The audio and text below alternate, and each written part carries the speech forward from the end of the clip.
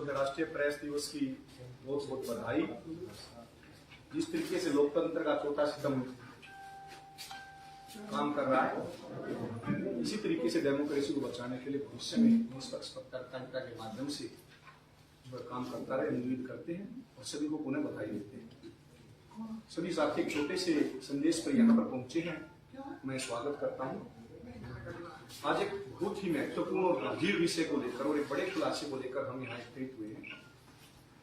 हमने इससे पहले भी एक बड़ा खुलासा किया था, जिसमें एमडी यूनिवर्सिटी के vice chancellor professor Rajveer Singh की डिग्रियों को लेकर हमने सवाल किए थे। उच्च शिक्षा परिषद से लेकर शिक्षण संस्थानों में जो ऐसे लोग बैठे हैं उनको बाहर करने के लिए हमने सरकार से मांग की थी। हमने खुलासा किया था कि किस तरीके से डिग्रियों का फर्जीवाड़ा, किस तरीके से कुलपति श्री के पदों पर ऐसे लोग बैठे। हम इंतजार कर रहे थे कि वाइस चांसलर साहब की तरफ से कोई प्रतिक्रिया आएगी, वो अपना पक्ष रखेंगे, परंतु जिस तरीके से उन्होंने न कोई प्रतिक्रिया दी न कोई पक्ष रखा, उससे स्पष्ट हो जाता है। और कानून की भाषा में इसको मूक सहमति कहा जाता है, साइलेंट कंसेंट। मूक सहमति को सहमति माना जाता है कानून की भाषा में। तो जिस तरीके से वो चुप रहे हैं, उनकी चुप्पी इस बात का पुख्ता प्रमाण है कि हमने जो आरोप लगाए थे वो बिल्कुल तथ्यों के आधार पर लगाए थे, सत्य है, वो प्रमाण मुझे लग रहे हैं। इसी कड़ी में हम आज एक और खुलासा करेंगे, जिसमें न केवल एमडी यूनिवर्सिटी के vice chancellor professor Rajveer Singh involve, बल्कि उच्च शिक्षा परिषद में बैठे कुछ लोग जो एक गिरोह काम कर रहा है हरियाणा उच्च शिक्षा में, उच्च पदों पर बैठकर, हम उसका खुलासा करेंगे। अभी हाल ही में सरकार ने जो स्वायत्तता के मुद्दे पर जो पत्थर निकालकर एक तुगलकी फरमान जारी किया है, हम उस फरमान का और सरकार के इस निर्णय का पुरजोर विरोध करते हैं। और इंडियन नेशनल स्टूडेंट्स ऑर्गेनाइजेशन का राष्ट्रीय अध्यक्ष होने के नाते मेरे संगठन ने निर्णय लिया है कि हम शिक्षण संस्थानों की स्वायत्तता बचाने के लिए, विश्वविद्यालयों को बचाने के लिए अब सड़कों पर उतरेंगे, आंदोलन करेंगे और सरकार के खिलाफ झंडा बुलंद करेंगे। हम चाहते हैं कि तुरंत प्रभाव से हरियाणा सरकार जो स्वायत्तता खत्म करने का जो आदेश जारी किया इसको वापस ले, अन्यथा इनसो के कार्यकर्ता किसी भी शिक्षण संस्थान में सरकार के किसी भी चुने हुए प्रतिनिधि को कदम तक नहीं रखेंगे। उच्च शिक्षा परिषद में जो लोग बैठे हैं, विश्वविद्यालय में कुलपति श्री के लोग जो बैठे हैं, जिनकी डिग्रियों को लेकर हर चीज फर्जी है, उन पर कोई कार्रवाई नहीं करना मुख्यमंत्री जी की क्या मजबूरी है। हम इस बारे में भी उनसे मिलकर बात करेंगे। परंतु बताना चाहूंगा कि किस तरह की इनकी पृष्ठभूमि रही है, किस तरह के आरोप इन लोगों पर लगे हैं। यहां मैं बताना चाहूंगा कि हमने जो खुलासा किया था उसी कड़ी में हम आगे इसको बढ़ाना चाहेंगे। एमडी यूनिवर्सिटी के वाइस चांसलर राजवीर सिंह जिस विषय के प्रोफेसर हैं उस विषय में पीएचडी कर ही नहीं रखी है। मेरे पास जो दस्तावेज हैं, उन दस्तावेजों के आधार पर जो कि मेरे सोर्सों ने मेरे पास भेजे हैं और सत्यापित कॉपी है ये, उसमें वाइस चांसलर राजवीर सिंह की डिग्री है वो एजुकेशन से है। इनकी पीएचडी जो है वो एजुकेशन है से है, जबकि वो जर्नलिज्म के प्रोफेसर हैं। मैं सभी साथियों को डिग्री की कॉपी दिखाना चाहता हूं कि उन्होंने एजुकेशन से 1999 में उनकी डिग्री अवार्ड है, एजुकेशन से वो पीएचडी की, ना कि जर्नलिज्म से, और प्रोफेसर लगे जर्नलिज्म के। एजुकेशन से पीएचडी करने के लिए जो कि मेरे पास ऑर्डिनेंस की कॉपी है, उसमें स्पष्ट लिख रखा है कि बीएड, एमएड या एमए एजुकेशन कंपलसरी है। परंतु इनके जो फॉर्म भरे गए हैं, इनने जो दस्तावेज पेश कर रखे हैं अपनी नौकरी के लिए या अपना बायोडाटा जो दिया है, उसमें कहीं भी एमए एजुकेशन या एमएड डिग्री इन्होंने कभी नहीं की। इसके अतिरिक्त एक और चिंता की बात है और गंभीर विषय है। मेरे पास एक और दस्तावेज आया है जिसमें राजवीर सिंह के बारे में आरटीआई से जो जानकारी मांगी गई थी, ये सभी दस्तावेज आप सभी को उपलब्ध कराए जाएंगे। इसमें स्पष्ट लिख रखा है जब इन्होंने जो टीचिंग का एक्सपीरियंस जो बनवाया है, जिस समय मास्टर डिग्री को पढ़ा रहे, मास्टर डिग्री के स्टूडेंट्स को पढ़ा रहे थे, एमए जर्नलिज्म के स्टूडेंट्स को पढ़ा रहे थे, उस समय स्वयं ये मास्टर डिग्री नहीं कर चुके। जिस समय परीक्षाएं दे रहे थे एमए जर्नलिज्म की, उस समय ये पेपर सेट कर रहे थे। जिस समय स्टूडेंट थे उस क्लास के, उसी समय ये उस क्लास के टीचर थे। पेपर बनाने से लेकर, प्रैक्टिकल लेने से लेकर कक्षा में पढ़ाने तक के जो जिम्मेवारियां निभा रहे थे दस्तावेजों के अनुसार, उसी समय ये उसी क्लास के विद्यार्थी थे। ये मेरे पास एक दस्तावेज है जो आरटीआई के द्वारा प्राप्त किया गया है। इसमें स्पष्ट लिख रखा है कि उन्होंने किस तरीके के फर्जीवाड़े कर रखे। जिस एक्सपीरियंस के आधार पर राजवीर सिंह प्रोफेसर लगाए गए, उस पोस्ट पर कोई अपॉइंटमेंट राजवीर सिंह की हुई ही नहीं। इसमें पॉइंट नंबर 2 में स्पष्ट लिख रखा है, no formal appointment approval letter is issued for engaging doctor Rajveer Singh as guest faculty. इसके अतिरिक्त राजवीर सिंह ने जिस समय टीचिंग एक्सपीरियंस दिखा रखा है, उसी समय सरकार को एक बड़ा चूना लगा रखा है। ये मेरे पास दस्तावेज है जहां एक सरकारी कर्मचारी थे, डीपीआरओ की पोस्ट पर रहे, डिप्टी डायरेक्टर की पोस्ट पर रहे और वेतन ले रखा, कोई छुट्टी इन्होंने नहीं ली। एक आदमी 2 जगह कैसे हो सकता है? जब राजवीर सिंह सरकार के कर्मचारी के तौर पर डीपीआरओ की पोस्ट पर तैनात थे, वेतन ले रहे थे, वहां इनकी उपस्थिति अटेंडेंस थी, तो वो टीचिंग कैसे कर रहे थे? बच्चों को टीच कैसे कर रहे थे? एक बड़ा सवाल। जिन लोगों ने राजवीर सिंह सरीखे लोगों को भर्ती किया है, मैं उनका भी यहां खुलासा करना चाहूंगा। मेरे पास ये लिस्ट है उन लोगों की जिन्होंने 2007 में राजवीर सिंह को कुरुक्षेत्र यूनिवर्सिटी में प्रोफेसर लगाया था। इसमें प्रोफेसर बीके कुठियाड़ा एक मुख्य व्यक्ति हैं, जो आजकल हरियाणा उच्च शिक्षा परिषद के अध्यक्ष हैं, और आज नहीं काफी समय से वो हरियाणा उच्च शिक्षा परिषद के अध्यक्ष हैं। कुठियाड़ा श्री के लोग जो है उच्च शिक्षा परिषद में बैठकर शिक्षण संस्थानों को नहीं चला रहे, बल्कि गिरोह चला रहे हैं, जो नौकरियां बेचने से लेकर भ्रष्टाचार के अड्डे बनाने तक का काम विश्वविद्यालयों में कर रहा है। प्रोफेसर कुठियाड़ा के बारे में आप सभी साथियों को मैं विस्तार से बताना चाहूंगा। प्रोफेसर कुठियाड़ा पुलिस रिकॉर्ड के अनुसार एक प्रोक्लेम ऑफेंडर रही है, एक भगोड़े अपराधी पुलिस रिकॉर्ड के अनुसार वो रही है। भ्रष्टाचार से लेकर जो है 420 तक के मुकदमों में सुप्रीम कोर्ट में जाकर उनको जमानत मिली थी, हाई कोर्ट ने जमानत तक नहीं दी थी, और उस दौरान भी वो हरियाणा में उच्च शिक्षा परिषद के अध्यक्ष के पद पर विराजमान थे। उनको एक दिन के लिए भी ना सस्पेंड किया गया, न इस पद से हटाया गया।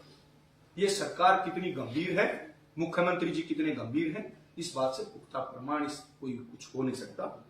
मेरे पास एफआईआर की कॉपी है जिसमें जो है गंभीर आरोप लगाए गए हैं, जिसमें फर्जी भर्ती करने से लेकर भ्रष्टाचार तक के आरोप कुठियाड़ा पर लगे हैं।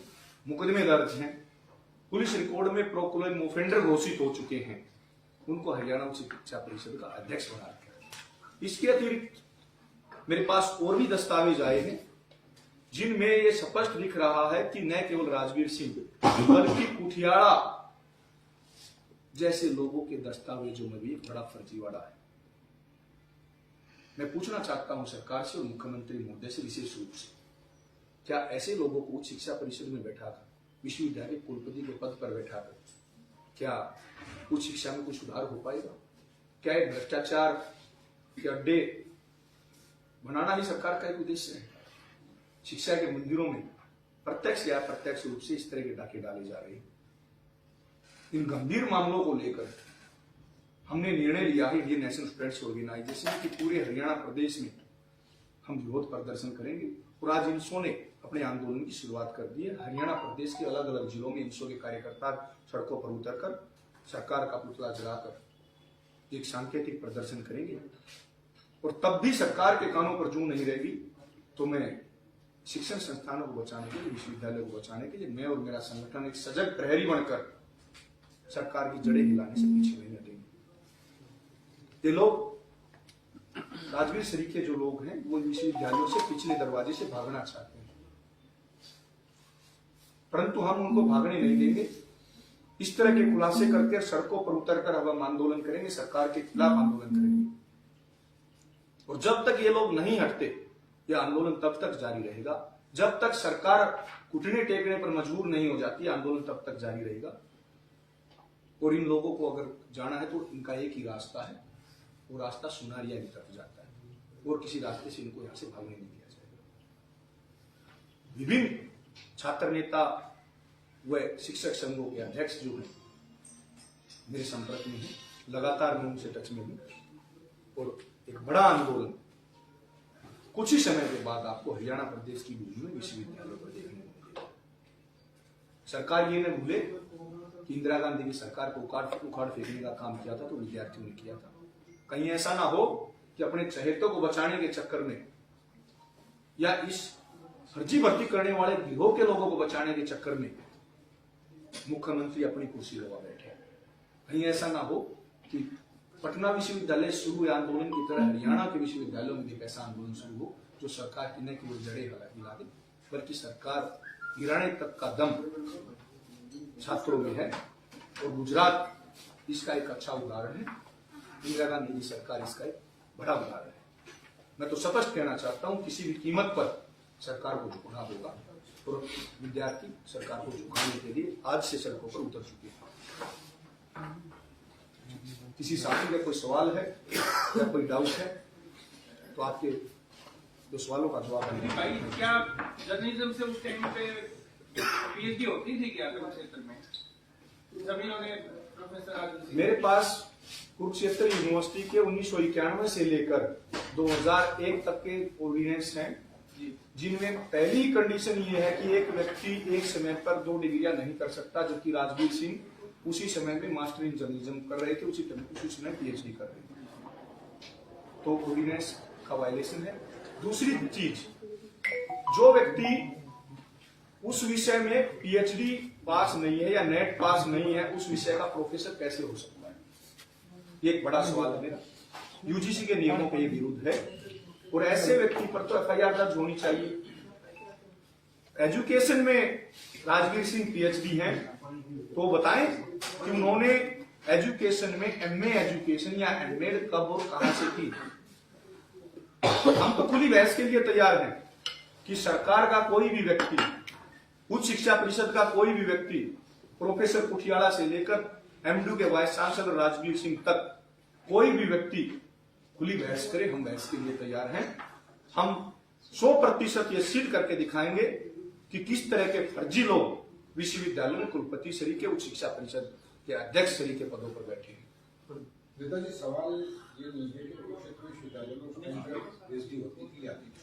सवाल ये उठ रहा है कि 1998 में राजवीर ने एमए इंग्लिश किया और फिर जो है उन्होंने पीएचडी की है इसमें पीजीडीसीए का एक डिप्लोमा। क्या ऐसा संभव है? किसी भी डिप्लोमे के आधार पर यूजीसी के नियमों के अनुसार किसी व्यक्ति को असिस्टेंट प्रोफेसर, एसोसिएट प्रोफेसर या प्रोफेसर नहीं लगाया जा सकता।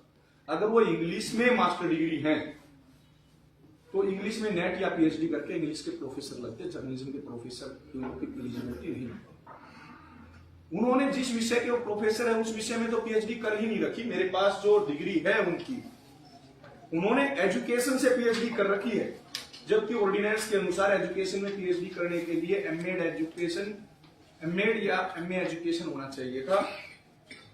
ये मेरे पास उनकी डिग्री की कॉपी है जिसमें स्पष्ट रूप से लिख रखा है कि उन्होंने एजुकेशन में पीएचडी कर रखी है, ना कि जर्नलिज्म में पीएचडी कर रखी है। किसी भी विषय में उन्हें पास नहीं है, उनके द्वारा ही उपलब्ध कराए गए दस्तावेजों के अनुसार। इसके अतिरिक्त प्रोफेसर राजवीर सिंह ने जो अपने बायोडाटा में, अपने जो फॉर्म में, प्रोफेसर के लिए जो फॉर्म भरा था उन्होंने कुरुक्षेत्र यूनिवर्सिटी में, उसमें स्पष्ट दिखा रखा है कि 12 साल का उनका पोस्ट ग्रेजुएशन का एक्सपीरियंस है। एमए जर्नलिज्म के स्टूडेंटों को पढ़ाने का एक्सपीरियंस उन्होंने दिखा रखा है, जबकि उन्होंने खुद 2000 में एमए की है। क्या कोई व्यक्ति विश्व के इतिहास में स्वयं वो डिग्री करने से पहले उस डिग्री के विद्यार्थियों को पढ़ा सकता है? कुठियाला के दस्तावेज भी मेरे पास आए हैं, मैं उनको क्रॉस चेक कर रहा हूं और जो दस्तावेज मेरे पास आए हैं उनके अनुसार कुठियाला, प्रोफेसर कुठियाला जो हरियाणा उच्च शिक्षा परिषद के अध्यक्ष हैं, उनके दस्तावेजों में इस तरह का फर्जीवाड़ा है।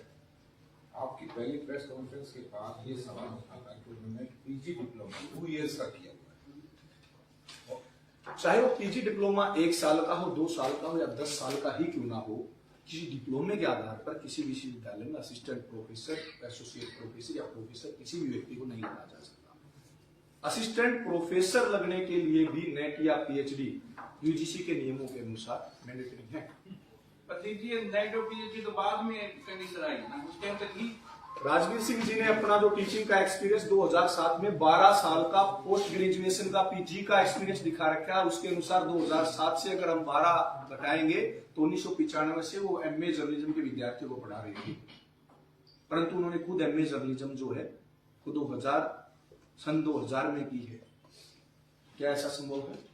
ऐसा कहा जब जिस समय वो कक्षा के विद्यार्थी थे, मेरे पास दस्तावेज है, मैं जो आरोप लगा रहा हूं दस्तावेजों के आधार पर लगा रहा हूं। खुली बहस के लिए चुनौती देता हूं प्रोफेसर कुठियाड़ा को, राजवीर सिंह को, सरकार के किसी भी व्यक्ति को जो इनकी नियुक्तियों को, इनके सिलेक्शन को या किसी भी जिम्मेवारी के पद को देने से पहले जो लोग वहां बैठे थे क्या विश्वविद्यालय इनको ऐसे- फर्जी बता रहे हैं? यूनिवर्सिटी जो कुरुक्षेत्र से इन्होंने किया है, बिल्कुल कुरुक्षेत्र यूनिवर्सिटी में जो भर्ती हुई उसमें भी एक बड़ा फर्जीवाड़ा हुआ। इनकी जो डॉक्यूमेंट है पीएचडी और मास्टर डिग्री जो कर रखी है, तो क्या यूनिवर्सिटी इनको फर्जी बता रहा है? मैं फर्जी बता रहा हूं, अगर मैं गलत बता रहा हूं तो वाइस चांसलर और कुठियाड़ा जो है उनको अधिकार है मानहानि का केस करने का मेरे ऊपर। वो मानहानि का केस करे, मैं कोर्ट में सील करूंगा कि मैंने जो आरोप लगाए। मैं यहां मेरे पास दस्तावेज हैं जो कुरुक्षेत्र यूनिवर्सिटी ने ही सत्यापित करके दे रखे हैं। जो आखिरी पंक्ति है आप लोगों के पास ये दस्तावेज है, इस पेज को खोलकर देखें। गेस्ट फैकल्टी में उन्होंने जो 12 साल का पीजी मास कम्युनिकेशन का एक्सपीरियंस दिखा रखा है, जबकि 2007 में उन्होंने मास्टर डिग्री किए ही 7 साल हुए थे। अगर राजवीर सिंह के पास कोई जवाब है तो खुली बहस के लिए हम तैयार हैं। अगर प्रोफेसर कुठियाड़ा के पास जिन्होंने इसको सिलेक्ट किया, जिन्होंने ये भर्ती की कुरुक्षेत्र यूनिवर्सिटी में, जिसके हस्ताक्षर हैं यहां पर,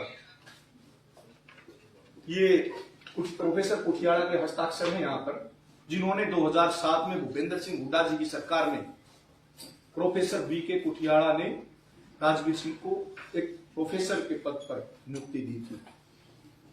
ये किसी भी मंच पर आए, हम बहस करने के लिए तैयार हैं, ये सिद्ध करने के लिए तैयार हैं कि सभी दस्तावेज गलत हैं, पूरी की पूरी भर्ती प्रक्रिया ही गलत है। ऐसे लोगों की जगह यूनिवर्सिटियों में, विश्वविद्यालयों में या उच्च शिक्षा परिषद में नहीं, इनकी जगह और इनका एक ही रास्ता है, वो सुनाई।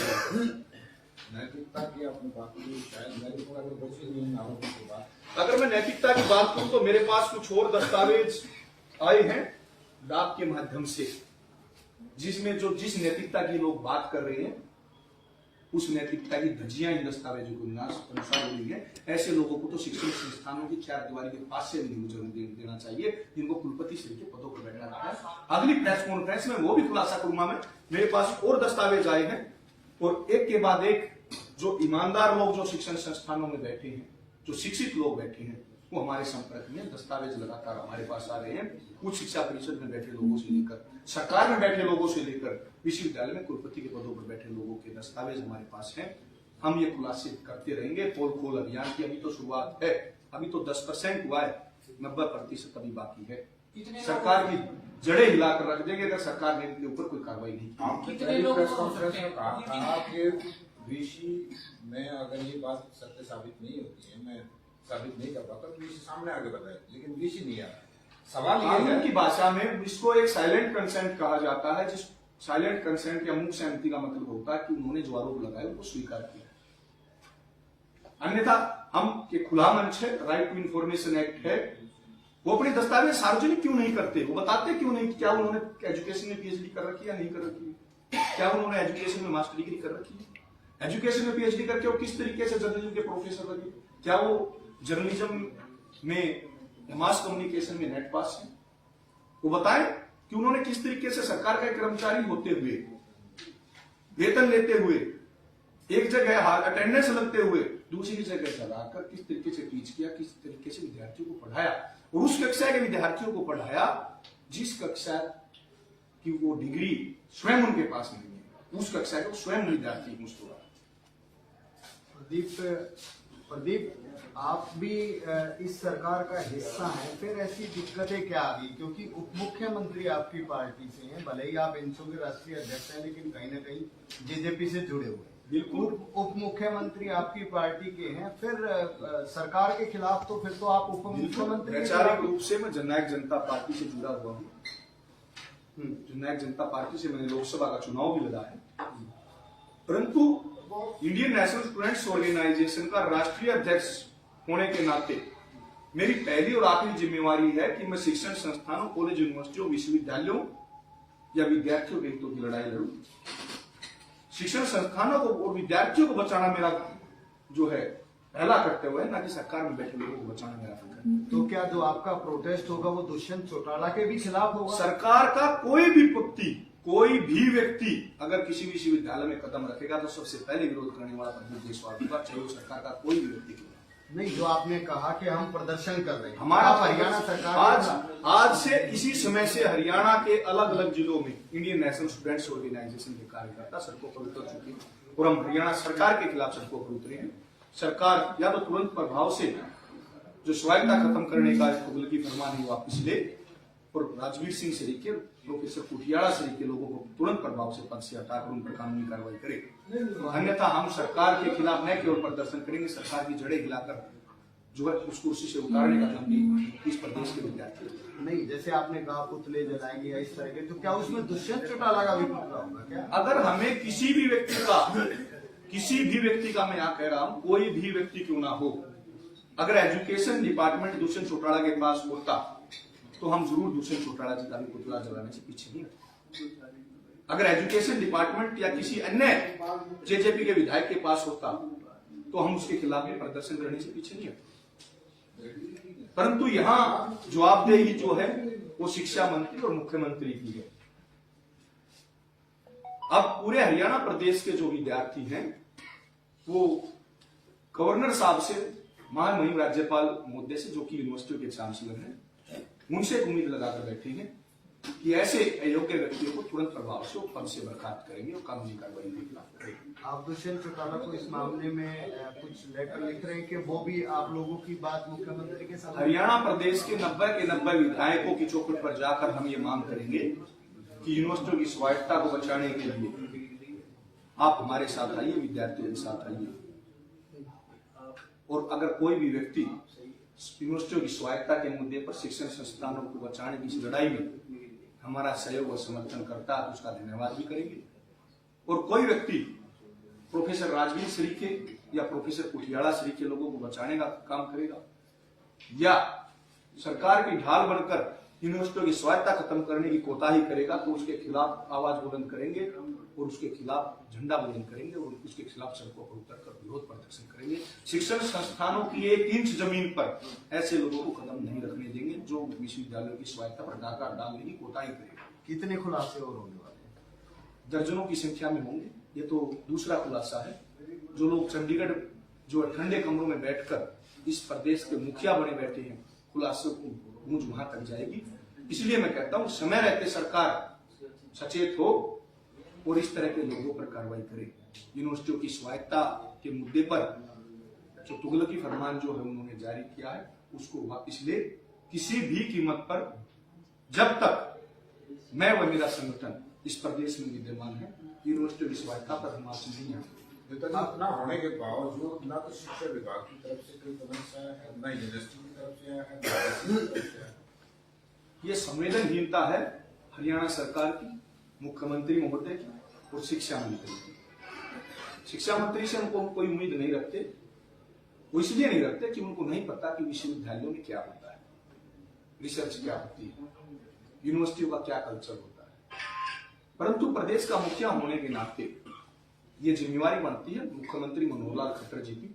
जो पारदर्शिता की जो बात वो कर रहे हैं वो सिर्फ बात करने से काम नहीं चलेगा। अब प्रदेश का विद्यार्थी जो है वो एक कार्रवाई चाहता है। क्या जिस पारदर्शिता की बात करते हैं उसी पारदर्शिता से कोई कार्रवाई करने की हिम्मत दिखा पाएंगे, या अपने चहेते कुलपतियों या अपने चहेते उच्च शिक्षा परिषद के अध्यक्षों को बचाने के लिए उनकी ढाल बनेंगे? ये तो समय बताएगा। परंतु हम एक विद्यार्थी होने के नाते ये पहले सरकार को बता देते हैं कि सरकार विश्वविद्यालय की 1 इंच जमीन पर सरकार का कोई प्रतिनिधि कदम नहीं रखेगा जब तक सरकार के द्वारा कोई कार्रवाई नहीं होती और ये स्वायत्ता खत्म करने का ये तुगलकी फरमान वापस नहीं हो जाता। 1 इंच जमीन पर किसी विश्वविद्यालय की सरकार का कोई चुना हुआ प्रतिनिधि नहीं। सीएम अगला खुलासा कौन सी यूनिवर्सिटी का है? अगला खुलासा जो है चंडीगढ़ में बैठे लोगों पर होगा और विश्वविद्यालय एमडीयू के साथ साथ अन्य विश्वविद्यालयों के कुलपतियों को लेकर भी खुलासा होगा। प्रोफेसर कुटियाला के दस्तावेजों को लेकर भी खुलासा होगा और विश्वविद्यालयों में जो भ्रष्टाचार हो रहा है उसको लेकर अगला खुलासा होगा। मैं ब्रीफ में बताना चाहूंगा कि ऐसे व्यक्ति जिनके खुद के दस्तावेजों पर प्रदेश में सवाल उठ रहे हैं, कोई स्पष्टीकरण देने की बजाय चुपचाप बैठे, सरकार चुप है, कुलपति चुप है, शिक्षा मंत्री चुप है।